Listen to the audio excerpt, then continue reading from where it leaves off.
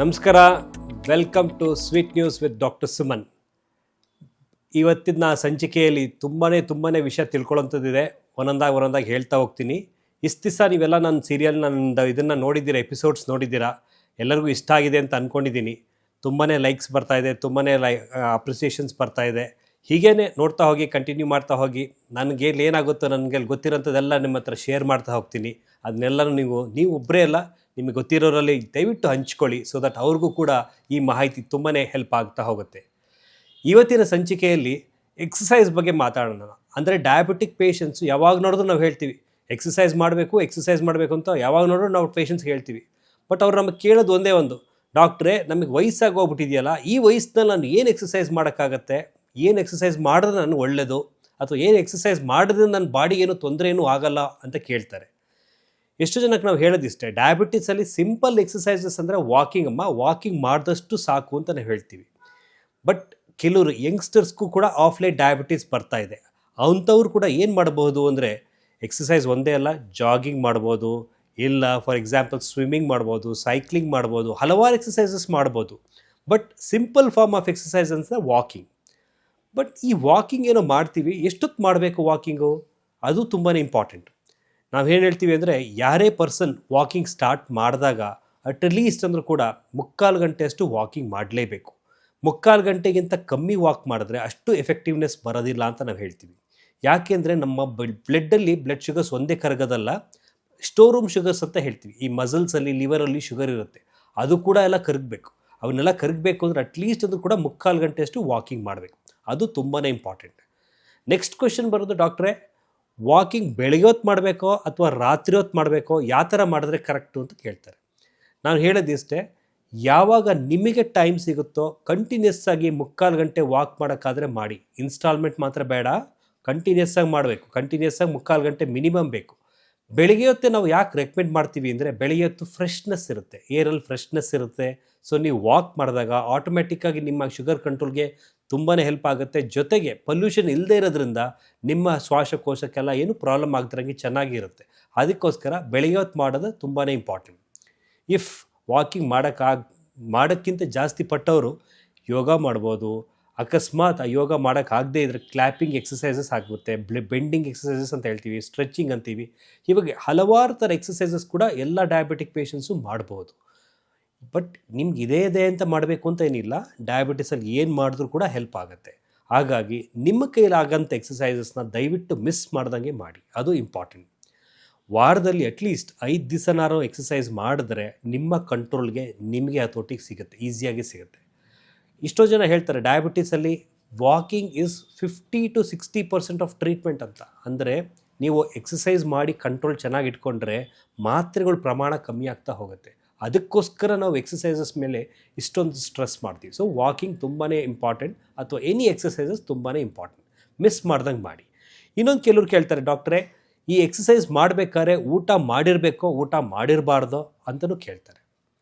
ಅವ್ರಿಗೆ ನಾವು ಹೇಳೋದಿಷ್ಟೇ, ಜನರಲಾಗಿ ನಾವು ಹೇಳ್ತೀವಿ ಊಟ ಮಾಡೋದು 1 ಅವರ್ ತನಕ ದಯವಿಟ್ಟು ವಾಕ್ ಮಾಡಬೇಡಿ ಅಂತ ಹೇಳ್ತೀವಿ.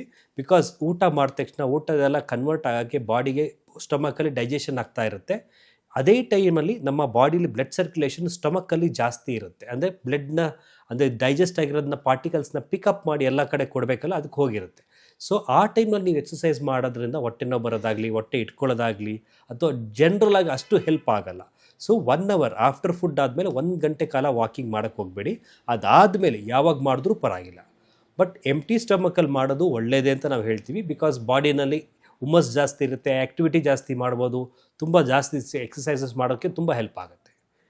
ಇನ್ನು ಕೆಲವ್ರಿಗೆ ನಾವು ಹೇಳ್ತೀವಿ, ದಯವಿಟ್ಟು ಟೋಟಲ್ಲಾಗಿ ಎಂಟಿ ಸ್ಟಮಕ್ ಹೋಗಬೇಡಿ ಅಂತೀವಿ. ಅಟ್ಲೀಸ್ಟ್ 1 ಲೋಟ ಹಾಲೋ ಅಥವಾ 1 ಲೋಟ ಏನೋ ಒಂದು ಲೈಟಾಗಿ ತೊಗೊಂಡು ಒಂದು ಸ್ವಲ್ಪ 1-2 ಬಿಸ್ಕೆಟೋ ತಿಂದು 1 ಲೋಟ ನೀರು ಕುಡ್ದೋ ಅಥವಾ ಹೋಗಿ ವಾಕಿಂಗ್ ಮಾಡೋದ್ರಿಂದ ನಿಮ್ಮ ಶುಗರ್ ಲೆವೆಲ್ ಇಮಿಡಿಯೇಟಾಗಿ ಡ್ರಾಪ್ ಆಗೋಲ್ಲ. ಅದು ಕೂಡ ಜ್ಞಾಪಕದಲ್ಲಿ ಇಟ್ಕೊಬೇಕು. ಇನ್ಸುಲಿನ್ ತೊಗೊತಿರೋ ಪೇಷಂಟ್ಸು, ಸ್ವಲ್ಪ ವಯಸ್ಸಾಗಿರೋ ಪೇಷಂಟ್ಸು ಟೋಟಲ್ ಖಾಲಿ ಹೊಟ್ಟೆಯಲ್ಲಿ ಬೇಡ, ಸ್ವಲ್ಪ ಏನಾರು ತೊಗೊಂಡು ಒಂದು 10 ನಿಮಿಷ ಆದಮೇಲೆ ಹೋಗಿ ವಾಕ್ ಮಾಡಿ, ಅದು ತುಂಬಾ ಹೆಲ್ಪ್ ಆಗುತ್ತೆ. ಅದು ವೆರಿ ಇಂಪಾರ್ಟೆಂಟ್ ಅಂತ ಹೇಳ್ತೀವಿ. ಇನ್ನು ಕೆಲವ್ರು ಕೇಳ್ತಾರೆ, ಡಾಕ್ಟ್ರೇ ವಾಕಿಂಗ್ ಮಾಡಬೇಕಾದ್ರೆ ಶೂಸ್ ಹಾಕೊಬೇಕೋ ಅಥವಾ ಚಪ್ಪಲಿಲೇ ವಾಕ್ ಮಾಡ್ಬೋದಾ ಅಂತ. ನಾವು ಹೇಳೋದಿಷ್ಟೇ, ನೀವು ಶೂಸ್ ಹಾಕೊಂಡ್ರೆ ನಿಮಗೆ ಕಂಫರ್ಟ್ ಲೆವೆಲ್ ಜಾಸ್ತಿ ಇರುತ್ತೆ, ಕಾಲುಗಳು ಗಾಯ ಆಗೋದಾಗಲಿ ಇದಾಗಲಿ ಏನಿರಲ್ಲ. ಬಟ್ ಆ ಶೂಸ್ ತುಂಬ ಟೈಟಾಗಿರಬಾರ್ದು, ತುಂಬ ಲೂಸಾಗಿರಬೇಕು. ಸೊ ದಟ್ ಈಸಿಯಾಗಿ ಬ್ರೀತ್ ಆಗೋಂಥ ಶೂಸ್ನ ತೊಗೊಳ್ಬೇಕು. ಪ್ಲಸ್ ಅದನ್ನು ಹಾಕ್ಕೊಂಡು ನೀವು ವಾಕ್ ಮಾಡೋದ್ರಿಂದ ನಿಮ್ಮ ಬಾಡಿಗೂ ಕಂಟ್ರೋಲ್ ಚೆನ್ನಾಗಿರುತ್ತೆ, ಜಾಸ್ತಿ ವಾಕ್ ಮಾಡೋಕ್ಕೂ ಹೆಲ್ಪ್ ಆಗುತ್ತೆ ಕಂಪೇರ್ ಟು ಚಪ್ಪಲಲ್ಲಿ ಏನಾಗುತ್ತೆ ಅಂದರೆ ಸಣ್ಣ ಪುಟ್ಟ ಮಣ್ಣು ಕಲ್ಲು ಒಳಗೋಗಿ ಸೇರ್ಕೊಳ್ಬೋದು, ಚುಚ್ಬೋದು, ಕಲ್ಲೊತ್ತು ಅಂತ ನಾವು ಏನು ಹೇಳ್ತೀವೋ ಕಾಮನಾಗಿ ಆಗ್ಬೋದು.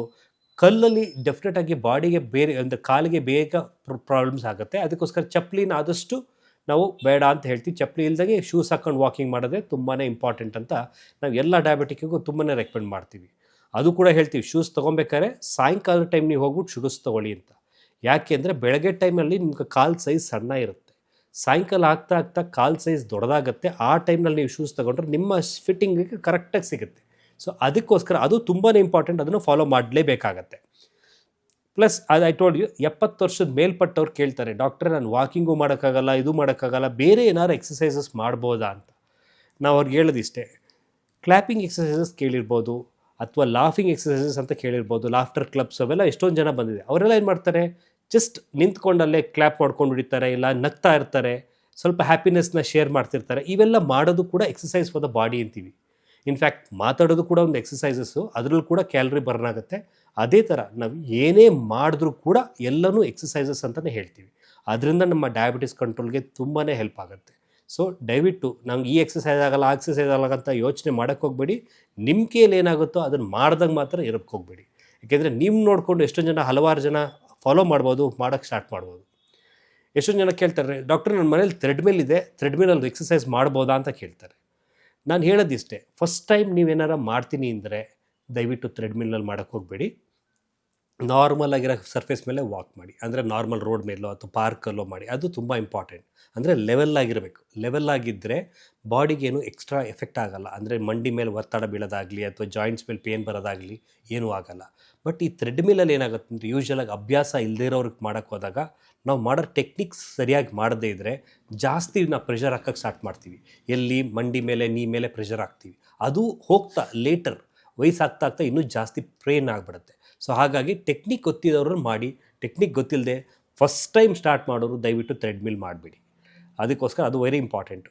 ಮತ್ತು ಇನ್ನೊಂದೇನಪ್ಪ ಅಂದರೆ ವಾಕರ್ ಅಂತ ಕೇಳಿರ್ಬೋದು, ವಾಕರಲ್ಲಿ ಮಾಡ್ತಾರೆ. ಈ ವಾಕರ್ ಮಾಡೋದು ಒಳ್ಳೆಯದಾ ಅಂತ ಕೇಳ್ತಾರೆ.